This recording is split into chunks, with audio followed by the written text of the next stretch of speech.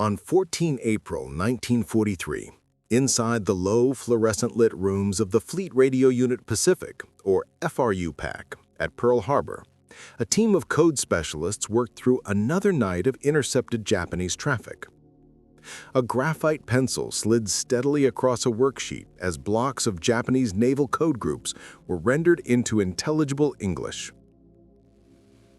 The signal had been transmitted under the authority of the Commander-in-Chief of the Combined Fleet, and at first glance seemed routine. But as the characters resolved into phrases, its true weight became evident.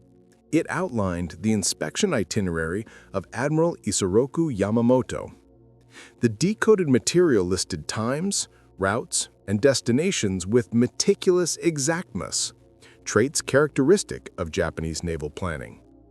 Among the details were the planned departure at 0600 Tokyo time on 18 April from Rabaul and arrival at Bilali Airfield at 0800, and transportation aboard 2 Type 1 twin-engine bombers guarded by an escort of approximately 60 fighters. Technical Sergeant Harold Fudena, a Nisei linguist from the Military Intelligence Service, reviewed the translation word for word against the cipher groups. Nothing in the message was vague. Every movement of Japan's most famous admiral had been spelled out with precision that bordered on operational carelessness.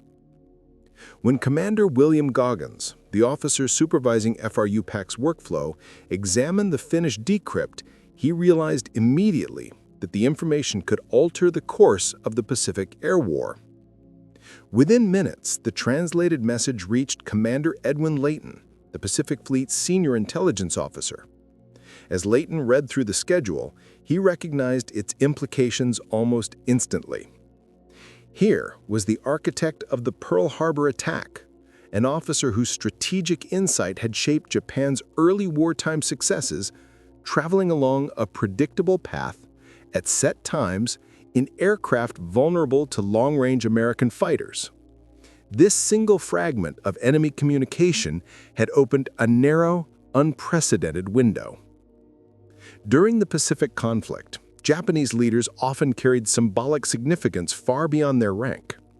Eliminating one could erode morale and disrupt operational coherence across entire commands. Admiral Yamamoto, educated in the United States, world-traveled, known for his calculated manner and clear-eyed assessments of American industrial potential, had long understood the risks of war with the United States. Nevertheless, he had executed Japan's early campaigns with formidable effectiveness, from Pearl Harbor to the thrust to Southeast Asia, and had come close to shifting the balance at Midway before American code-breaking thwarted Japanese plans. His loss would not simply remove a strategist, it would strike at the psychological foundation of Japan's naval forces. Far to the south, on Guadalcanal, a line of Lockheed P-38G Lightnings waited at Fighter Strip No. 2 on Henderson Field. The aircraft, twin-boom fighters powered by Allison V-1710/91 engines, could reach speeds over 400 miles per hour at altitude. With their 52-foot wingspan, centralized cockpit gondola, and armament clustered tightly in the nose, 4.0 caliber Browning machine guns and a 20mm cannon, the P-38s could deliver concentrated fire without the ballistic complications of wing-mounted weapons. Equipped with 165-gallon drop tanks in addition to their internal fuel, they were the only Allied fighters in the region capable. In the operations dugout, Major John W. Mitchell, leader of the 339th Fighter Squadron of the 347th Fighter Group, evaluated the intelligence briefings and meteorological charts. With more than 2,000 hours across multiple aircraft types, Mitchell approached the planning like a navigator solving an intricate, unforgiving equation. The straight-line distance from Guadalcanal to the projected intercept zone measured roughly 435 miles, but flying directly would expose the formation to Japanese outposts equipped with radar and vigilant coast watchers. To avoid detection, the flight path would have to arc far out to sea before turning toward the target, adding roughly 165 additional miles. The outbound leg alone would stretch close to 600 miles, with nearly 400 miles required to return, leaving scarcely enough fuel for a few minutes of combat at war emergency power. Every contingency had to be calibrated. Even minor deviations could leave the fighters unable to reach home. What the planners could not yet know was that the information decoded that day, almost overlooked among routine intercepts, would set in motion one of the most daring and precise aerial intercept operations ever attempted during the war in the Pacific. The P-38G Lightning assigned to the mission carried a strictly limited fuel load. Its internal tanks held approximately 300 gallons in the primary cells and another 60 gallons in the auxiliary compartment. When fitted with two external tanks of 165 gallons each, the fighter's total usable fuel reached about 690 gallons. Under typical long-range cruise conditions, each engine consumed nearly 50 gallons per hour at low altitude, with the burn rate rising as the aircraft climbed or increased power. Even with ideal engine management, the Lightning could remain airborne for a little under 6 hours, leaving only a slim buffer beyond the minimum 4.5 hours required for the intercept. Any deviation, navigational errors, unexpected winds, or prolonged combat could easily erase that margin. Captain Thomas George Lanier Jr. had reviewed these constraints repeatedly. The numbers, routes, and contingency plans had become so familiar that he could recite them from memory. Lanier was the son of Lieutenant Colonel Thomas Lanier Sr., a decorated First World War pilot who once worked alongside Brigadier General Billy Mitchell. Growing up in the shadow of a celebrated officer, the younger Lanier developed a combination of tactical ambition and political awareness that shaped his approach to flying and to his career. Standing 6 feet tall, with a strong build and an assured manner, Lanier projected the presence of someone accustomed to command. He had already tallied 5 aerial victories, although a few remained the subject of debate within intelligence circles. His flying was marked by bold maneuvering and aggressive pursuit, traits that impressed many but irritated those who viewed him as too eager for recognition. At 27, Lanier regarded the upcoming operation against Yamamoto as an event that might propel him toward both wartime distinction and post-war influence. On the same mission roster was First Lieutenant Rex Theodore Barber, a pilot who represented nearly the opposite temperament. Barber had been raised on an Oregon farm and studied engineering at Oregon State College before entering the service in September 1940. His flying style reflected that background, controlled, disciplined, and technically precise. Barber did not chase spectacle.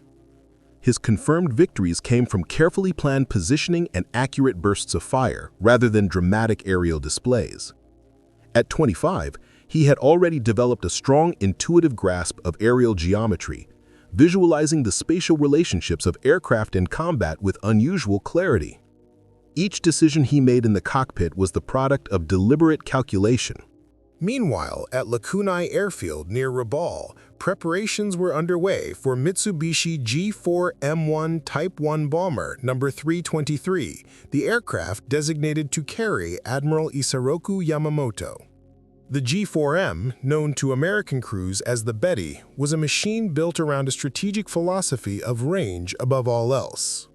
Capable of approximately 2,850 miles, the bomber achieved this performance by eliminating heavy armor and omitting self-sealing fuel tanks, choices that left it notoriously vulnerable. With a top speed around 265 miles per hour at roughly 20,000 feet and a cruising velocity of about 200 miles per hour, the aircraft could cover impressive distances but was often condemned by its own crews as a flying tinderbox, earning the grim nicknames Hamaki, Cigar, and Type 1 Lighter. For this journey, however, the G4M would not fly alone. 6 A6M3 Model 32-0 fighters of the 204th Air Group were assigned to escort the Admiral. At 59, Yamamoto remained one of Japan's most influential military strategists. Born Isoroku Takano and later adopted into the Yamamoto family, he carried himself with the reserved dignity of a man connected to samurai heritage. Despite his modest height of about 5 feet 3 inches, his presence commanded respect. His left hand still showed the consequences of his service in the Battle of Tsushima in 1905, where an explosion aboard the armored cruiser Nishin severed 2 fingers during the clash with the Russian fleet. Even decades later, the injury remained a visible reminder of a career defined by both loyalty and survival. Despite the lasting effects of his wound, nothing ever weakened his enthusiasm for the art of brush riding, his talent at the card table, or the commanding aura he projected in every professional setting. During his years at Harvard University between 1919 and 1921, he often traveled the country by hitchhiking, using the opportunity to examine a rapidly industrializing America firsthand. He visited Detroit's massive automobile assembly plants, toured Texas oil operations, and observed the burgeoning aircraft industry on the Pacific coast. These encounters shaped his strategic worldview, convincing him that any prolonged conflict with the United States would ultimately be hopeless. His later remark predicting that Japan could run wild for only half a year before facing certain defeat was rooted in these early impressions. American operational plans, however, relied entirely on signals intelligence remaining absolutely secure. Should the Imperial Navy show even the slightest suspicion that its encrypted traffic had been compromised, Yamamoto's inspection flight would have been canceled or rescheduled immediately. At Station Hypo, reorganized by this point as Fleet Radio Unit Pacific, the code-breaking teams had been working on successive versions of JN-25 long before the turning point at Midway.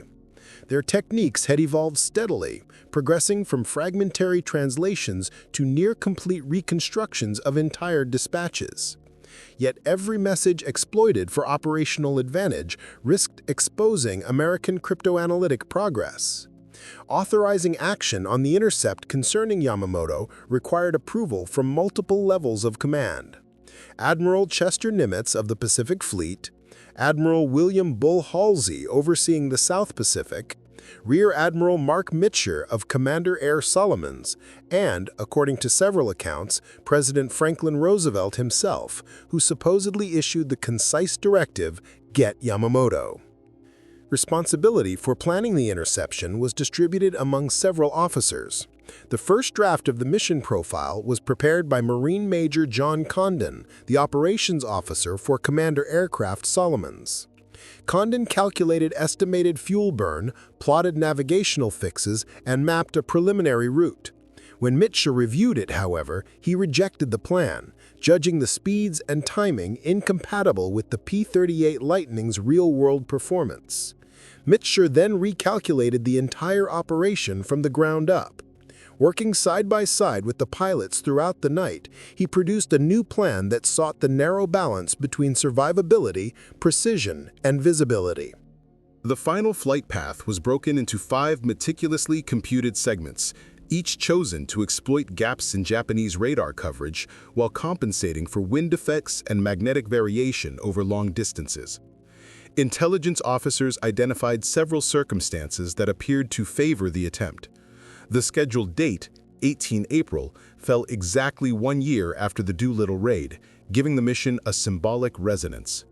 Meteorological reports predicted broken cloud layers, but overall favorable visibility. Most importantly, Japanese communications exhibited no signs of heightened caution. Their radio patterns followed normal routines, and there was no indication they suspected code compromise. If the American fighters reached the target area undetected, they would achieve complete surprise. Nevertheless, planners were acutely aware of the threat posed by the expected escort. The Mitsubishi A6M3 Model 32-0 was exceptionally agile in the mid-altitude band and at low levels. Capable of roughly 336 miles per hour at 19,685 feet, with a climb rate near 3,100 feet per minute, it could easily outturn any American fighter in service, completing tight circles within a radius of less than 1,000 feet. Such performance came with trade-offs. To maintain its legendary maneuverability, the Zero was engineered with extreme weight reduction. An empty mass of about 3,980 pounds, barely a third of a P-38 Lightning's 12,780-pound empty weight. Protective features were minimal. The pilot sat behind a single 55mm panel of bullet-resistant glass, and the aircraft lacked self-sealing fuel tanks, leaving it highly vulnerable to incendiary hits. Structural integrity met only the most basic requirements, a compromise that allowed extraordinary handling at the cost of resilience. In a sustained, low-altitude turning engagement, a P-38 would almost certainly be defeated, but the Lightning's strengths lay elsewhere. Its heavy armament, stronger airframe, and superior performance in high-speed dives offered decisive advantages if its pilots could strike from above and avoid prolonged maneuvering combat. The mission plan was designed precisely to secure that advantage. Lieutenant Besby Frank Holmes had gone through his entire Solomon's deployment without once formally studying enemy air combat doctrine. Even so, the behavior of Japanese fighter units revealed a consistent pattern. Escort pilots normally held tight formation discipline, flying roughly 1,000 to 1,500 feet above the bomber stream, offset slightly to the rear, usually arranged in two neat chains of 3 aircraft each. Japanese air regulations required these escort elements to immediately peel off and confront any intercepting fighters, leaving the bomber crews to press on toward their targets while depending on airspeed and defensive gun positions to see them through. Yet American analysts had observed an exploitable weakness. Whenever these formations were surprised, especially by an attack arriving from a direction outside their expected threat axis, such as a climb from low astern, the reaction of the escorts often lagged by precious seconds. Over the open ocean, however, achieving that kind of surprise was difficult. The attacking force would have to cross roughly 600 meters of exposed water in full daylight without alerting the Japanese lookout crews. April 17, 1943. That evening, at 2,000 hours, the mission briefing commenced in an overcrowded operations tent.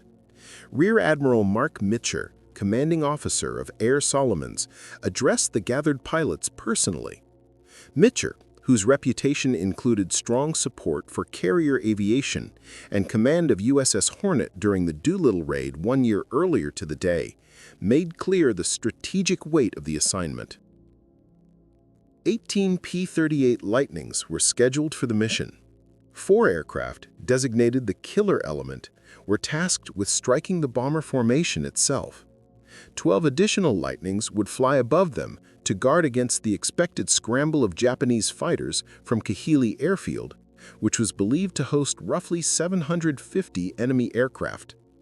The remaining 2 P-38s were assigned as spares to replace any machine that developed mechanical trouble before departure. The pilots chosen for the offensive attack group were Captain Thomas Lanphier, Lieutenant Roy Barber, Lieutenant Besby F. Holmes, and Lieutenant Raymond K. Hine. The reserve pilots were Lieutenants James McClenahan and Joe Moore. Mitcher's navigation plan was both daring and mathematically precise, shaped by his extensive experience conducting long-distance flights over open water. The route was divided into 5 legs. Leg 1. Magnetic course 265 degrees, flying at 30 to 50 feet above the ocean for 55 minutes, covering approximately 183 miles. Leg 2. Heading 290 degrees for 27 minutes, adding another 89 miles. Leg 3. Heading 305 degrees for 38 minutes, covering 125 miles. Leg 4.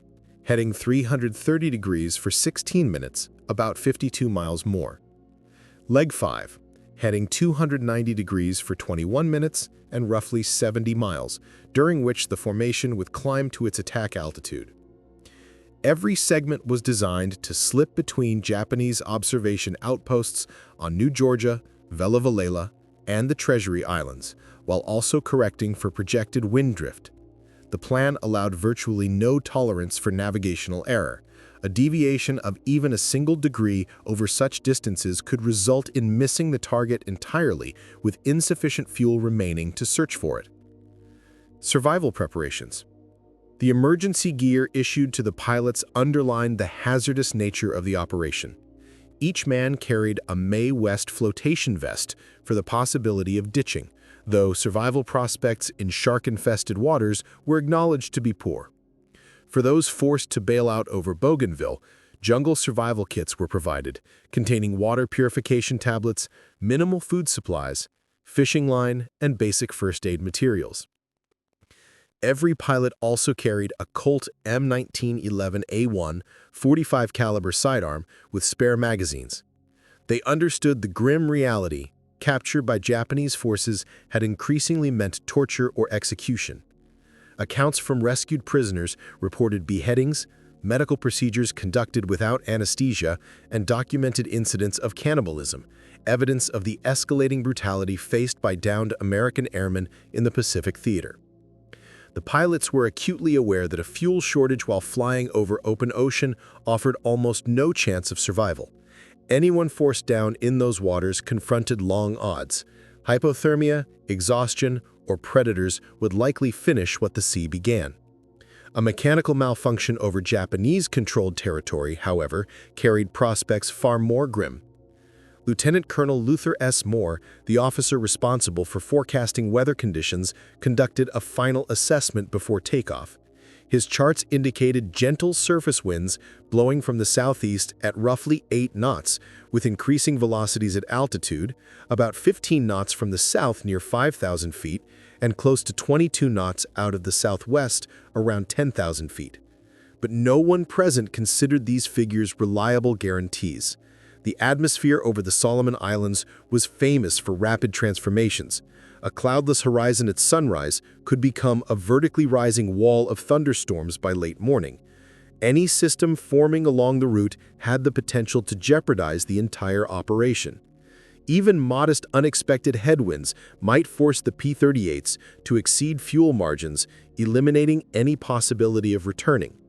Moore estimated that the meteorological outlook favored their mission by roughly 70%, but experience had taught the air crews how quickly that margin could evaporate. Radio communications were to remain entirely silent until the enemy was engaged, although the SCR-274N sets in the Lightning fighters had been adjusted to operate on the unusual frequency of 6,710 kilocycles, chosen specifically to reduce the likelihood of interception by Japanese monitoring stations. Any radio call risked exposing the mission. Consequently, Captain Thomas Mitchell carried sole responsibility for guiding the full formation of 18 aircraft. He would rely only on dead reckoning and the most basic cockpit instruments: compass headings, airspeed readings, time calculations, and mental estimates. No friendly navigation signals existed along the route, and the scattered islands below had to be avoided rather than used for reference. Their success rested entirely on one man's ability to determine their position over hundreds of miles of undifferentiated ocean. Lieutenant Julius Jack Jacobson inspected his fighter's armament before joining the others on the line. Each of the 4 Browning AN-M2 .50 caliber guns held roughly 500 rounds made up of ball, armor-piercing, and incendiary cartridges arranged in a 4-to-1 sequence.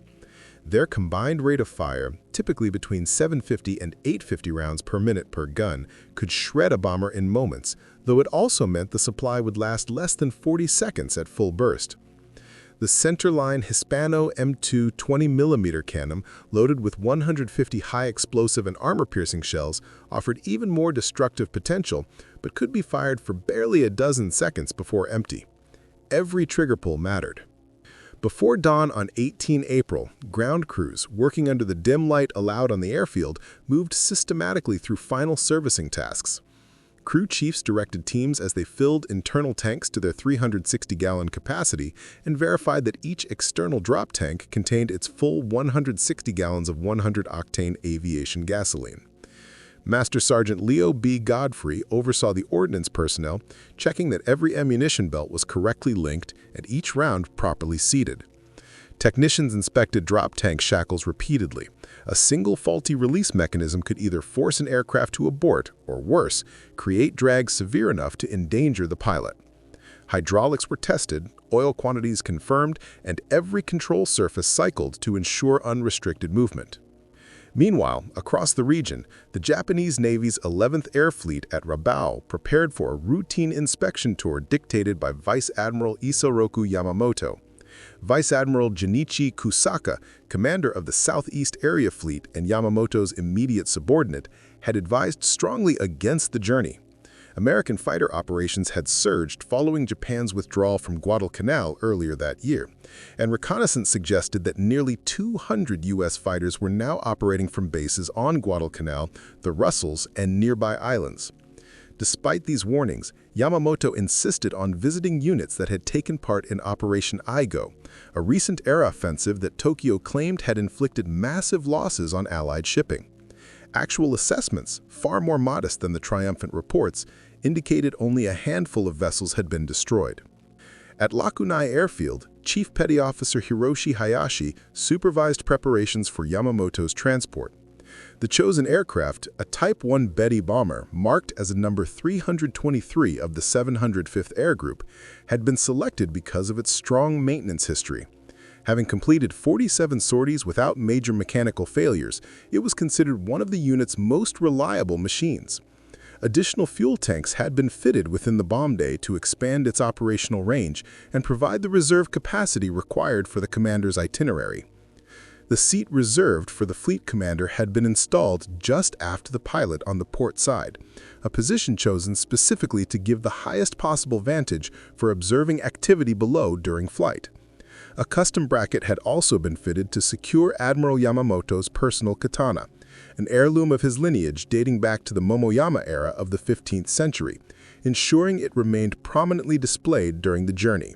Providing protection for the Admiral's aircraft were fighters from the 204th Air Group, a formation regarded among Japan's most seasoned units. Its members had accumulated extensive operational time over the Solomon Islands. The 6 pilots chosen for the mission averaged well over 500 hours of combat flying. One of them, Petty Officer First Class Shoei Sugita, would eventually be known as one of Japan's premier fighter aces, credited with more than 70 aerial victories before being killed in April 1945. Another escorting aviator, Petty Officer First Class Kenji Yananga, had already flown roughly 100 sorties. He later recounted feeling a profound sense of duty and pride at being assigned to safeguard the commander-in-chief of the combined fleet. Many of these men had regularly faced American P-38 Lightnings, P-39 Airacobras, P-40 Warhawks, and F-4F Wildcats in earlier engagements across the theater. Below roughly 15,000 feet, they knew the Lightning's well-known speed advantage decreased because of compressibility issues, while the Zero's lighter frame and superior power-to-weight ratio made it exceptionally agile. At such altitudes, the Zero's turning circle was roughly half that of the P-38. Zero pilots therefore expected dominance in a low-level dogfight, conceding only in the areas of firepower and armor. At 0725 local time, corresponding to 0525 in Tokyo, Major Mitchell's group of P-38s began departing Fighter Strip No. 2 at Henderson Field. The takeoff order had been arranged with near mathematical precision so that no fuel would be wasted during staging. Mitchell led the initial element, followed by his own 3-ship flight, the designated killer element under Lanier, and then the cover flights. One of the aircraft, flown by Lieutenant McClanahan, blew a tire during its takeoff run and skidded off into a cloud of coral dust, the right landing gear collapsing. He was unhurt, but his participation in the operation ended instantly. Shortly afterward, Lieutenant Joe Moore discovered a malfunction in his fuel transfer system during the climb, preventing him from drawing fuel from his external tanks. He had no choice but to turn back. This left 16 Lightnings continuing toward the objective, 2 fewer than originally planned, narrowing an already minuscule margin for error. Mitchell maintained the formation at approximately 30 to 50 feet above the ocean surface, low enough to remain beneath Japanese radar coverage. Within minutes, sea spray coated the canopies, forcing pilots to repeatedly wipe them clear. Strict radio silence was enforced, so every aviator held station using only visual cues. What followed was over 2 hours of relentless low-altitude formation flying. Pilots were required to manage minute adjustments in throttle and propeller pitch, constantly checking engine temperatures and pressures while fighting the subtle disorientation produced by monotonous motion so close to the waves. The rolling swells of the Pacific rose and fell beneath them in a steady rhythm that some later said nearly lulled them to sleep. To stay alert, several pilots resorted to slapping their cheeks or shouting songs inside their helmets. The sun, magnified through the plexiglass canopy, heated the cockpits to stifling temperatures despite the airflow. Lieutenant Roger J. Ames, flying among the escorting cover element, kept recalculating his fuel status with increasing unease. The drag produced by his external tanks appeared greater than expected, perhaps caused by a slight mounting misalignment or manufacturing inconsistency. His estimate suggested that if conditions didn't improve, he would return to base with almost no reserve fuel. The dilemma was stark: use too much power on the outbound leg and risk falling short of Guadalcanal on the way back, or conserve too aggressively and enter combat with inadequate maneuvering capability. Every pilot aboard the mission confronted similar trade-offs. The twin Allison engines droned in a steady, almost musical rhythm that blended with the ocean's movement below. At approximately 0800 local time or 0600 Tokyo time, Admiral Yamamoto departed Rabaul precisely as scheduled in a pair of Mitsubishi Betty bombers. He wore full white dress uniform and several major decorations, such as the Order of the Chrysanthemum and the Order of the Golden Kite, intending to display the Imperial Navy's prestige to personnel stationed in the forward area. According to later accounts by staff members, he appeared unusually reflective that morning, as though uneasy about the journey. His close associate, Vice Admiral Matome Ugaki, rode in bomber number 326 with multiple staff officers.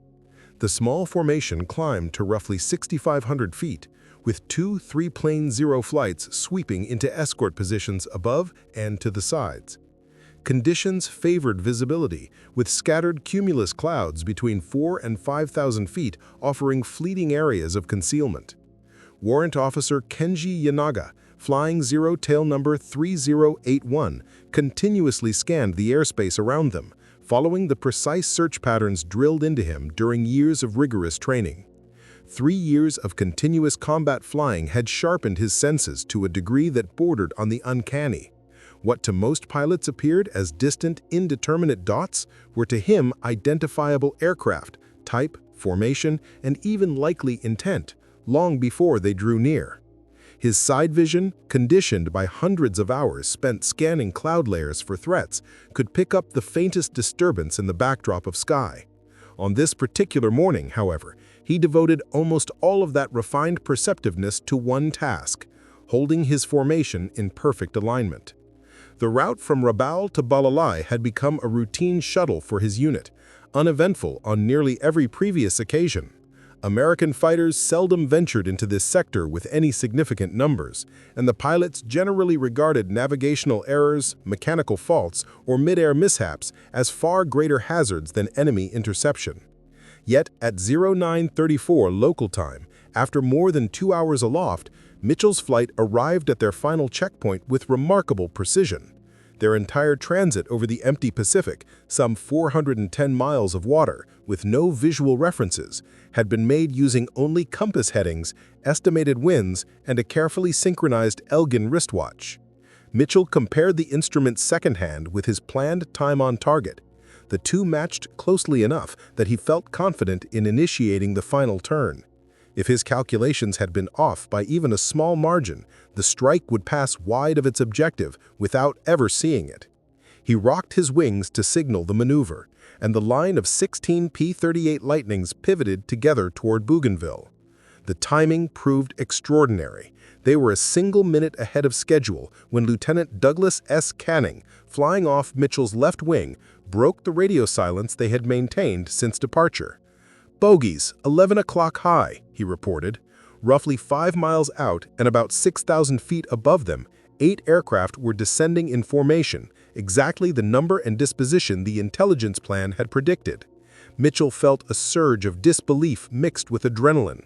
They had managed to locate a tiny moving formation across hundreds of miles of ocean, a feat often compared to locating a single thread in an enormous haystack. Two Mitsubishi G4M Betty bombers led the group in a stepped arrangement, with 6 A6M0 fighters positioned as their escort in two neat elements of three. None of them appeared aware of the P-38s rising from the rear and below. Mitchell ordered the Lightnings to discard their external fuel tanks, skin the tanks, all elements, and at once the 165-gallon canisters spun away toward the sea. Freed of the extra drag, the twin-engine fighters surged forward as their Allison engines were pushed to war emergency output, each delivering nearly 1,500 horsepower. They climbed through the 300-mile-per-hour mark, ascending at roughly 2,800 feet per minute. Mitchell took the cover flight upward to watch for additional enemy aircraft from Kahili Airfield, while the killer section moved to carry out the actual strike. Captain Lanier observed the escorting Zeros begin to respond. The Japanese fighters dropped their auxiliary tanks and rolled into an intercept path, the standard doctrine for protecting their bombers. In a decision that would remain contentious for decades, Lanier chose to confront the escort head-on rather than continue toward the bombers alongside Barber. Lanier later maintained that he intended to clear the approach for Barber by occupying the fighters. Critics would insist he had simply diverted toward what he believed would be easier aerial engagements and had abandoned the main objective. Barber, committed to his attack run, stayed on course while the two bombers angled downward in an attempt to escape by dropping to treetop level. The lead Betty plunged into a steep dive, its crew hoping the dense jungle canopy would mask them and reduce the P-38's advantage in speed. Barber pressed his Lightning into a 45-degree descent, the airspeed indicator rising past the 400-mile-per-hour mark as he closed the distance. As the American fighters closed in, the range to the first Japanese bomber collapsed quickly, 2,000 yards, then 1,500, then 1,000. When the distance reached roughly 500 yards, Lieutenant Barber initiated his attack. He brought all guns to bear, releasing intersecting streams of .5 caliber fire mixed with 20mm cannon rounds that converged on the right side of the Mitsubishi bomber. The concentration of hits produced an immediate structural failure. The starboard engine erupted in a burst of orange flame, and the main wing support on that side was effectively destroyed. With its right wing compromised, the aircraft entered an uncontrolled roll to the left. Barber had to yank his P-38 sharply upward to avoid colliding with the disintegrating bomber, the airframe of his fighter straining under the sudden load. As he climbed past it, he caught a brief glimpse of the damaged fuselage plunging into the dense Bougainville jungle, shedding fragments as it fell. A rising column of dark smoke soon marked the crash site. One of the two Betty bombers was down, but its identity remained uncertain, and Barber had no way of determining whether it was the one transporting Admiral Yamamoto. Searching for the remaining bomber, Barber realized that the violent turning and climbing maneuvers had separated him from Holmes and Hine. Holmes, operating independently, discovered the second bomber running close to the shoreline and moving south at maximum speed. Rather than seeking cover over land, the aircraft carrying Vice Admiral Ugaki had dropped to only a few dozen feet above the sea, evidently attempting to use the water's surface as a shield against attacks from below. Holmes set up an attack run, but his speed advantage proved excessive. During his firing pass, he delivered a sustained burst that struck the bomber's right engine, which began trailing a noticeable stream of fuel and oil vapor. However, Holmes overshot before he could inflict fatal damage. Barber soon reacquired the target following Holmes's attempt. The bomber was still skimming the water, approximately 50 feet above the surface, with the damaged engine emitting smoke. Barber adjusted for the required lead angle of about 30 degrees, anticipating the bomber's velocity. His initial round struck the ocean surface, throwing up tall plumes of spray before continuing upward and entering the fuselage. Portions of the Japanese aircraft's outer skin tore away under the impact, and some debris struck Barber's P-38 as it passed through the firing envelope. Moments later, the bomber's remaining engine ignited. The crew appeared to attempt a controlled ditching, but the aircraft hit the sea at a speed far too high for survival, over 100 miles per hour. Upon impact, the airframe fragmented, with the fuselage separating entirely from the wings. Meanwhile, Lanfranchi, often rendered as Lanfer, was engaged with the escorting Zero fighters in a series of steep vertical maneuvers. The P-38's higher speed allowed him to retain more kinetic energy in these exchanges, while the lighter Zeros relied primarily on their superior turning capability.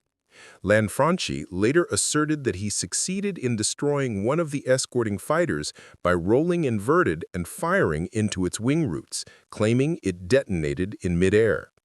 Japanese wartime records, however, do not corroborate the loss of any escort aircraft in this encounter. Under the direction of Warrant Officer Yanaga, the remaining Zeros shifted their attention to deterring the American fighters rather than forcing a decisive confrontation. By that point, their principal mission, ensuring the bombers' safety, had already collapsed. Far above the engagement, the top cover flight, led by Mitchell, maintained a defensive posture at roughly 18,000 feet. They anticipated a rapid response from Japanese fighters based at Kahili Airfield only 20 miles away, but no large-scale interception materialized. Whether this absence resulted from complete tactical surprise or competing operational priorities is unclear. Mitchell kept his flight in a position to dive on any approaching aircraft while the attack group concluded its work below. The entire interception unfolded quickly. From initial contact to disengagement, the action lasted less than 10 minutes, with only a few minutes of intense firing. The mission's strategic value now hinged on determining which bomber had been carrying Admiral Yamamoto. Lieutenant Barber's own aircraft displayed the effects of the engagement. Post-mission inspection revealed over 100 bullet holes, likely inflicted by the defensive 7.7mm Type 9-2 machine guns of the bombers, and possibly by stray fire from the escort fighters. Hydraulic lines were pierced, leaving red fluid streaked across the rear fuselage, and one of the Allison engines was operating unevenly, possibly due to internal damage or ingestion of debris. Even so, both engines continued to run, and Barber maintained sufficient control to return to base. During the long journey back to base, Barber maintained continuous oversight of engine performance, fuel use, and any sign of mechanical stress.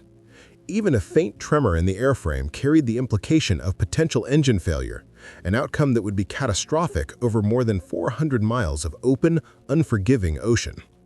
The return leg put severe mental and physical strain on every pilot involved, and for several of the aircraft, the fuel situation had deteriorated to a dangerously marginal level.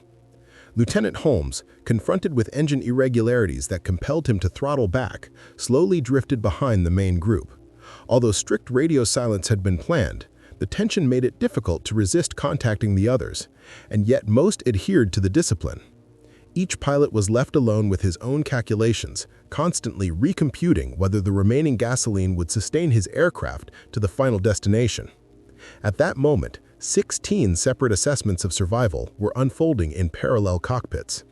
When the formation neared the Russell Islands, still roughly 200 miles short of base, a number of pilots confronted urgent choices. Lieutenant Hines saw his fuel indicators creeping into the critical zone. An emergency landing at the auxiliary strip on Bonica Island was an option, though far from an ideal one. Reports of Japanese submarine activity in the vicinity suggested that a forced landing there might leave him stranded with little chance of timely recovery. Hines evaluated the situation and elected to continue forward, relying on his fuel arithmetic and the historical dependability of the Allison engines. Mitchell's navigation on the homeward course proved equally exacting. His calculations brought the scattered fighters steadily back into alignment.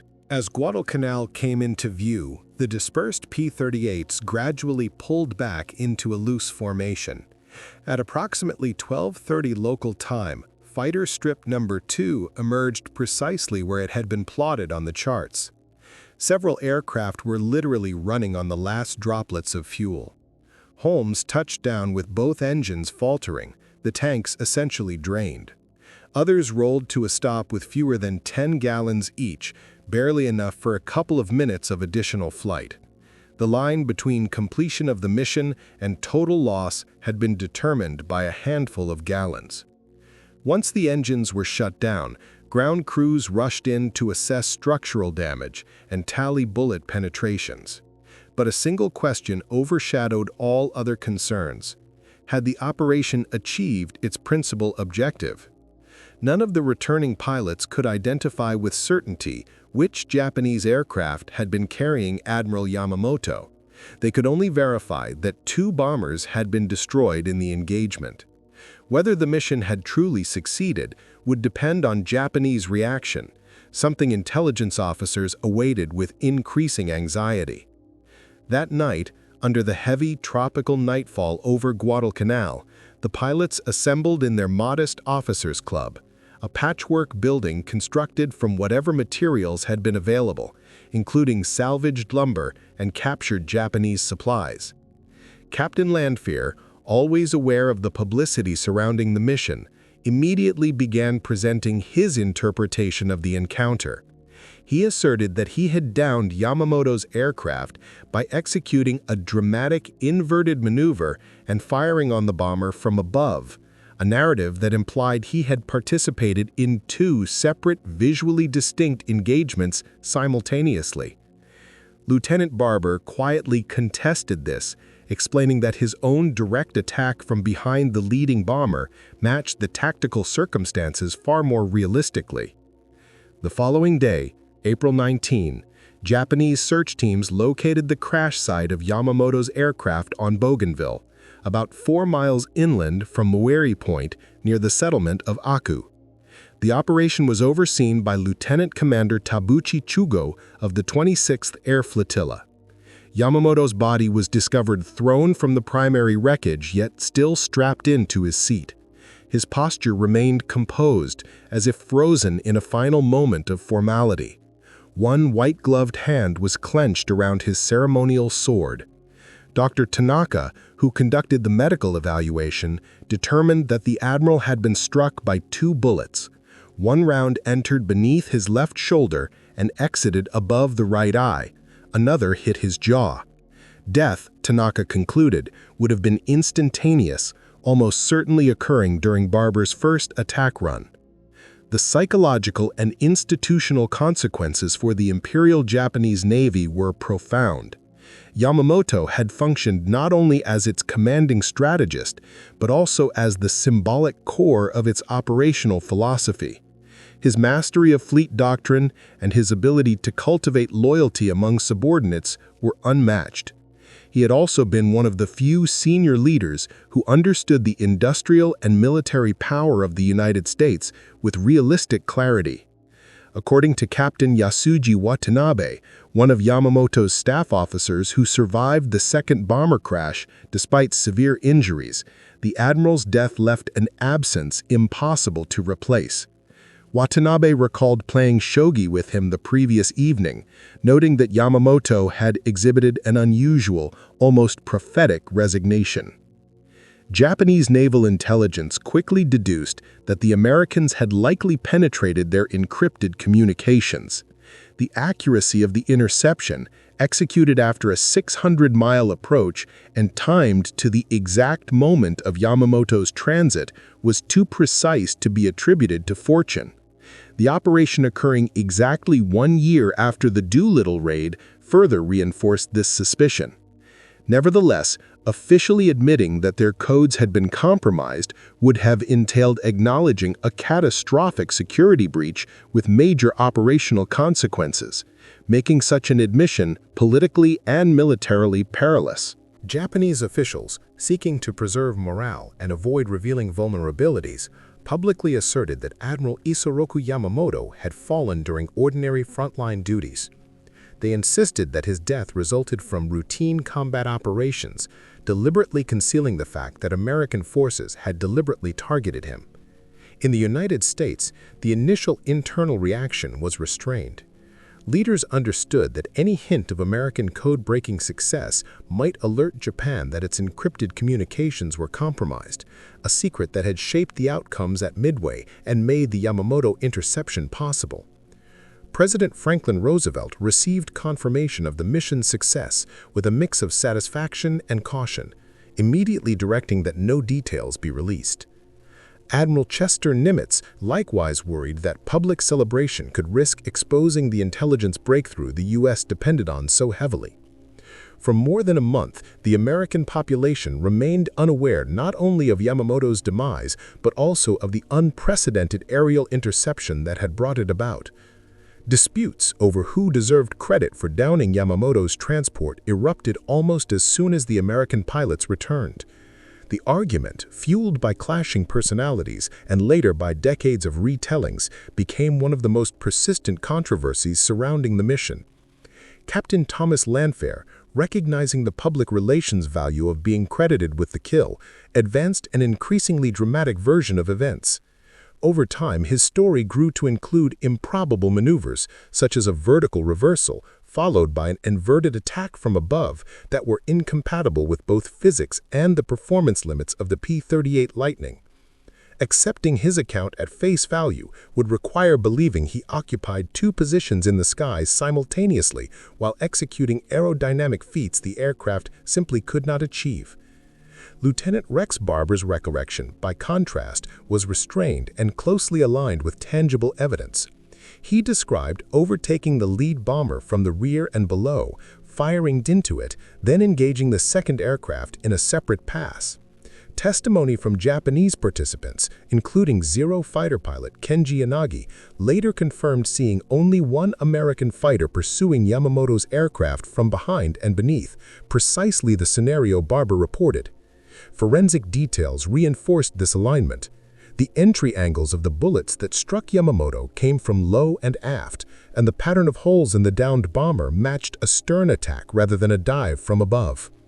Despite this, the quarrel between Lanfair and Barber cast a shadow over the mission for decades, creating bitterness among the pilots who had otherwise executed one of the war's most precise operations. Controversy intensified after Time magazine published an article in October 1943 that explicitly named Lanfair. Although brief, the publication risked compromising the secrecy still surrounding the code-breaking operation, frustrating naval intelligence officials.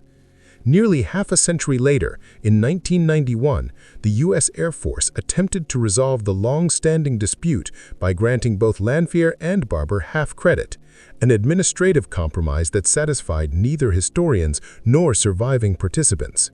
A more definitive conclusion emerged in 2003 when researchers synthesized Japanese records, eyewitness accounts, and detailed crash site analyses. Their findings pointed conclusively to Barber as the sole pilot who shot down Yamamoto's aircraft. The overall mission commander, Major John Mitchell, had guided the operation with exceptional skill. His navigation, locating Yamamoto's moving aircraft after a 600-mile dead reckoning flight, was extraordinary.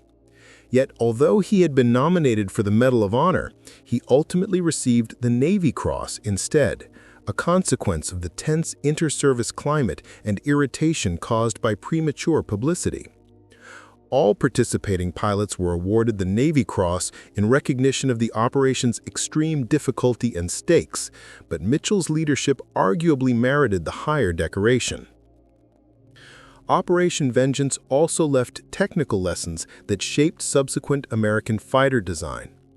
The P-38 Lightning's rare combination of long-range, heavy nose-mounted armament, and dependable twin-engine configuration made the mission feasible. No other U.S. fighter at the time could have flown the required distance, fought effectively, and returned. Its concentrated forward firepower produced immediate destructive impact, unlike the dispersed wing-mounted guns of other fighters. These insights influenced the development of later long-range escorts, such as the P-51D Mustang. Yamamoto's loss inflicted a blow from which Japanese naval aviation never truly recovered. His successor, Admiral Minechi Koga, lacked Yamamoto's strategic instincts and force of personality. Koga himself was killed in an air accident in March 1944, compounding the leadership vacuum. Subsequent Japanese naval operations increasingly reflected improvisation and desperation rather than cohesive planning. The decisive climactic battle Yamamoto had long envisioned, a single, overwhelming strike against American carrier forces, never came to pass. Instead, Japan's air arm was ground down in a series of catastrophic engagements, most notably the Marianas Turkey Shoot and the Battle of Leyte Gulf. Beyond the operational and strategic consequences, Yamamoto's loss carried a profound psychological weight. It symbolized the steady unraveling of Japan's wartime naval power and foreshadowed the collapse of the empire's military fortunes.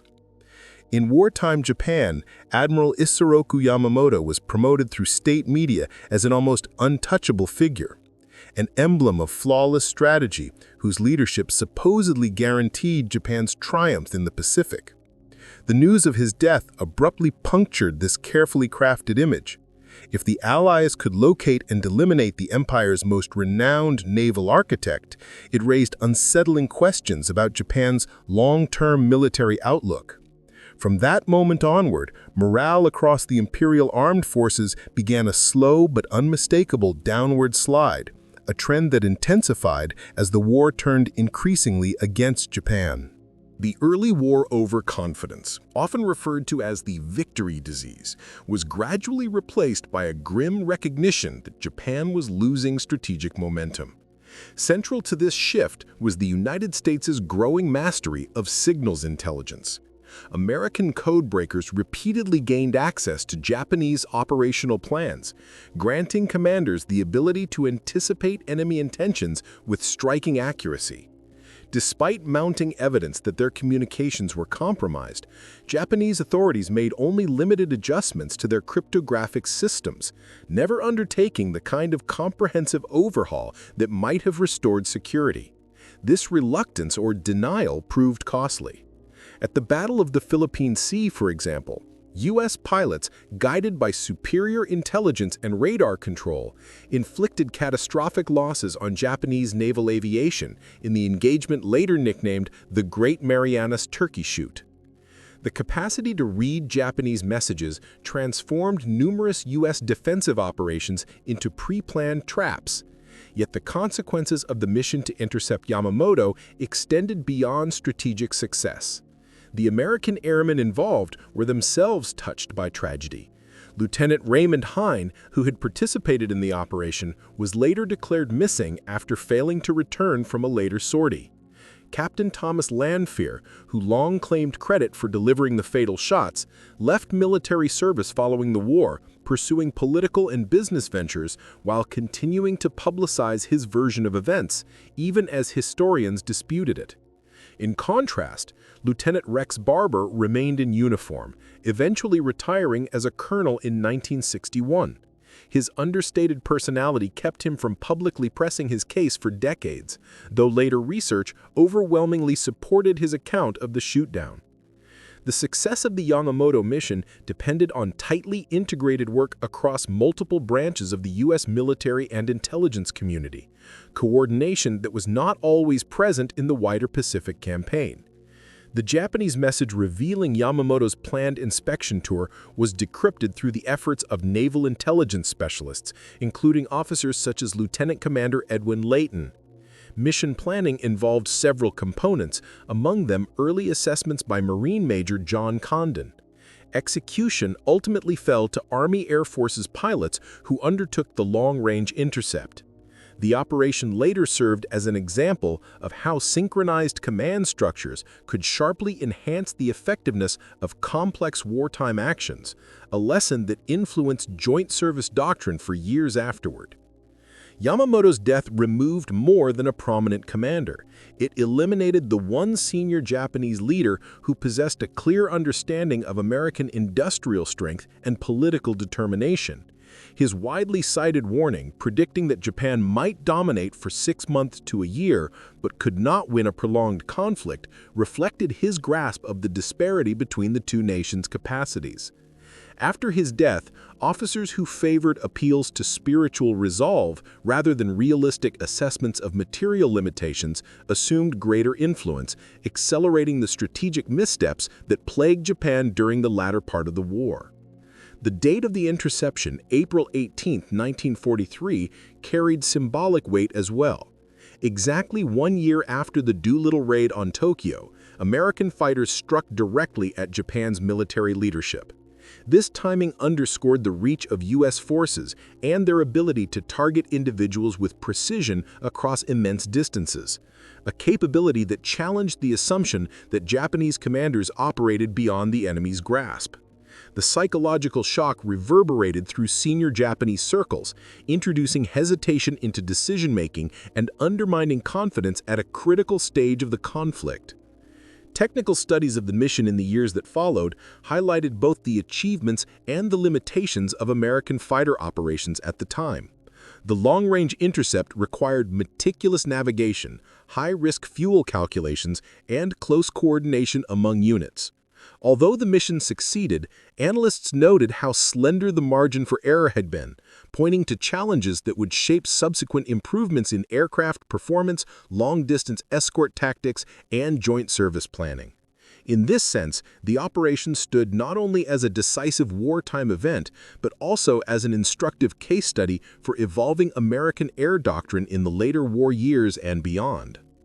The endurance of the P-38 fighters on the Yamamoto intercept mission was stretched nearly to the breaking point. Several pilots landed with fuel gauges reading almost zero, their engines practically running on fumes. Had Yamamoto's aircraft appeared even half an hour later, the American formation would likely have been forced to abandon the search as their fuel margins evaporated. Success and disaster were separated by little more than a handful of gallons and a few minutes of flight time, a reality that underscored the urgent wartime demand for fighters with even greater operational radius and more efficient fuel handling systems. Weather, often an overlooked variable, played a decisive role. Clear skies at the interception zone enabled the American pilots to spot the Japanese formation at the earliest possible distance. Patchy clouds on the homeward leg offered useful concealment from any Japanese aircraft that might have been dispatched to investigate the attack. A single severe tropical disturbance anywhere along the route would have compelled a last-minute cancellation. Pilots later remarked that on April 18, 1943, atmospheric conditions seemed almost deliberately favorable. Even a modest shift in wind direction could have caused the Americans to miss their target entirely. The Japanese response to Yamamoto's death demonstrated the immense psychological and political weight his loss carried. For more than a month after the ambush, Tokyo's news agencies continued issuing statements attributed to him in an effort to mask the truth. Only on May 21, 1943, did the government publicly acknowledge his death, claiming he had fallen while bravely leading from the front. A state funeral held on June 5 drew enormous crowds lining the avenues of Tokyo. Emperor Hirohito appeared at the ceremony, an extremely rare gesture that reflected Yamamoto's exceptional status within the Japanese hierarchy. Half of his cremated remains were placed at Tama Cemetery in Tokyo. The rest were delivered to his family's temple in Nagaoka. Meanwhile, the American airmen who carried out the mission often wrestled with the moral dimensions of their achievement. They had eliminated a formidable and widely respected opponent, a strategist many regarded as brilliant. Yamamoto had been a reluctant advocate of war with the United States, aware more than most of the industrial imbalance that would ultimately doom Japan. Yet he had also been the architect of the Pearl Harbor strike, making him a lawful military target. For some involved, the ethical tension between necessity and personal respect lingered long after the war. Intelligence officer Edwin Layton, one of the strongest supporters of authorizing the mission, carried particularly complicated feelings. He had met Yamamoto during diplomatic functions in the 1930s and understood that the Admiral's strategic thinking, though dangerous to American interests, was grounded in sober realism rather than ideological fervor. Nevertheless, Layton also knew that removing Yamamoto from Japan's command structure would likely reduce future American casualties by throwing Japanese naval planning into disarray. Wartime choices, he later reflected, often forced individuals to accept outcomes they found emotionally difficult but strategically unavoidable. The operation ultimately demonstrated the interdependence of American wartime technologies. Cryptanalysis provided the vital intelligence, long-range fighters supplied the striking arm, and precise navigation stitched the plan together. Yet equipment alone could not guarantee success. Human expertise, Mitchell's meticulous course calculations, Barber's accurate firing, the maintenance crews who prepared the aircraft for extreme performance, converted technological potential into operational reality. This combination of human proficiency and mechanical innovation would become a trademark of American operations throughout the Pacific. Post-war reviews revealed that the mission had skirted failure at multiple junctures.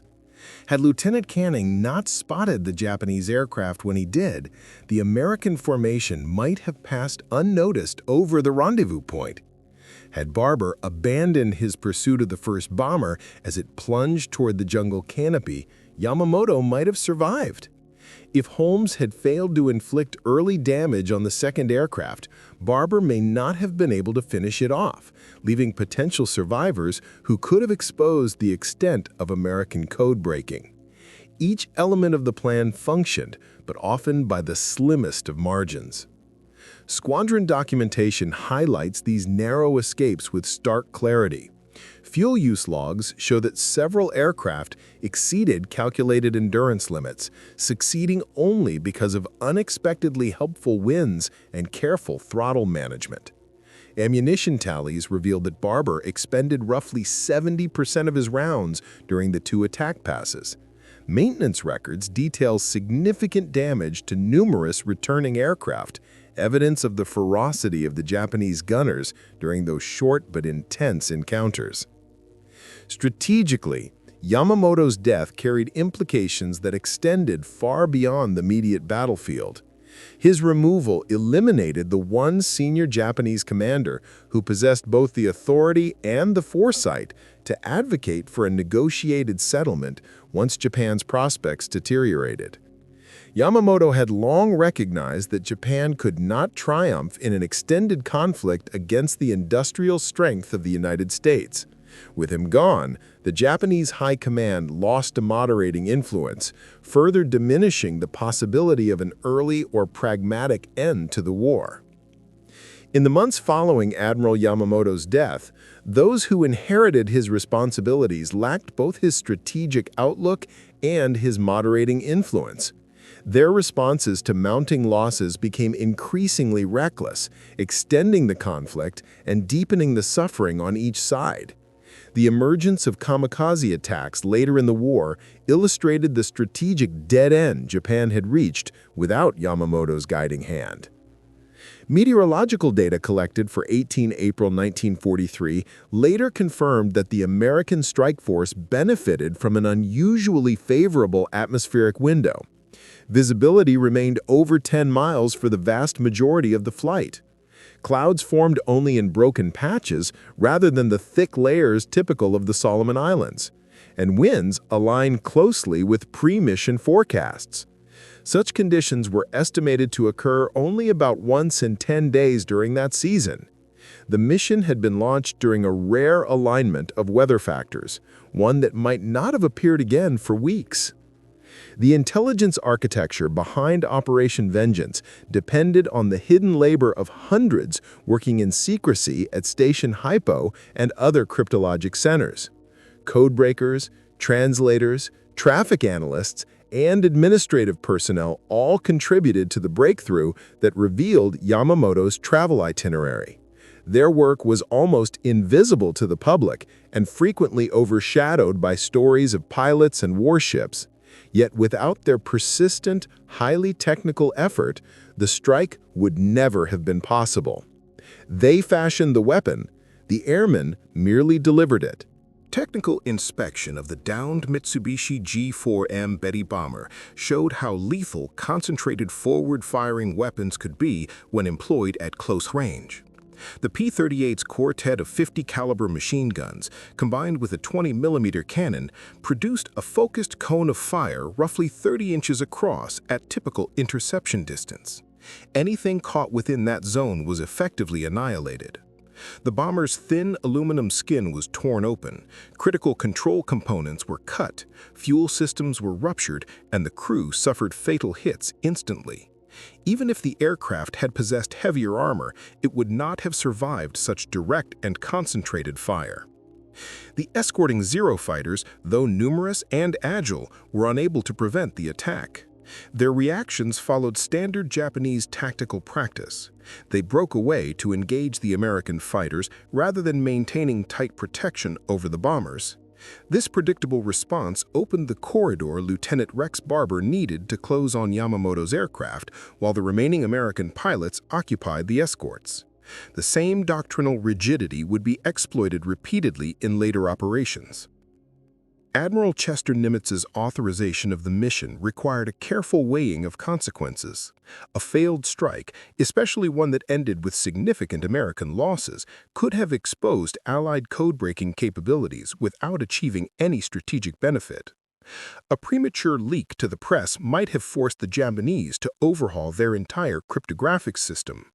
Nimitz accepted these dangers because Yamamoto constituted a uniquely valuable target, a strategic thinker whose absence would meaningfully alter Japan's ability to wage war. Subsequent events confirmed that his assessment was accurate. The planning cycle behind the operation demonstrated American strengths in staff coordination and operational analysis. Planners examined numerous alternatives, rejected those that presented unnecessary risk, and prepared contingencies for a wide array of potential setbacks. Meteorological histories were reviewed, fuel calculations were refined to single-gallon precision, and timing tolerances were analyzed in detail. This combination of rigorous preparation and tactical adaptability became a defining characteristic of later U.S. operations across the Pacific. Although the mission bore the dramatic name Operation Vengeance, the aviators who actually flew it described their mindset in far more professional terms. They reported no personal sense of retribution. Their focus remained entirely on executing the assignment and returning alive. The symbolic weight of avenging Pearl Harbor rested mostly with senior planners and political leaders. The pilots regarded it simply as another high-risk sortie. By the spring of 1943, American fighter doctrine had evolved dramatically. Early in the war, U.S. fighters had struggled mainly to defend their own bombers from Japanese interception, but by the time of the Yamamoto mission, American pilots were carrying out sophisticated offensive strikes deep inside territory dominated by Japanese forces. Advancements in aircraft performance, improved tactical training, growing combat experience, and rising confidence all contributed to this shift from defensive to aggressive air operations. The broader legacy of Operation Vengeance extended far beyond the immediate loss of a single admiral. It demonstrated that even in an era increasingly defined by industrial-scale warfare, individual leadership could still shape national strategy. It proved that high-quality intelligence could make precise, surgical strikes possible. It underscored that superior technology required equally capable people to wield it effectively. These principles would influence American military thinking in later conflicts, from Vietnam to the counterterrorism campaigns of the 21st century. Ultimately, Operation Vengeance illustrated the effectiveness of a particular formula: advanced equipment, integrated with accurate intelligence, applied through disciplined planning, and carried out by skilled personnel under unified command. This combination ended the career of Isoroku Yamamoto and removed Japan's most insightful advocate for a negotiated end to the war. Although the Pacific conflict dragged on for another 28 months, its final direction became unmistakably clearer after that day. At dawn on 18 April 1943, 18 American pilots prepared for a mission that seemed almost impossible. By evening, Yamamoto lay dead in the Bougainville jungle. Japanese naval strategy had suffered an irreplaceable blow, and American momentum in the Pacific had accelerated. The 16 P-38 Lightnings that returned to Guadalcanal had completed what would become known as the longest fighter interception mission to that point in history. Their pilots had stretched their aircraft to the limits of endurance, engaged the enemy for only a few decisive moments, and then navigated the long return flight over dangerous waters. In that brief encounter over Bougainville, they accomplished what massed bomber raids and endless ammunition could not: the precise elimination of a key figure whose loss reshaped the strategic landscape of the war. With Yamamoto's death, a new era of targeted leadership strikes, what would later be called strategic assassination, quietly began, altering the nature of modern conflict.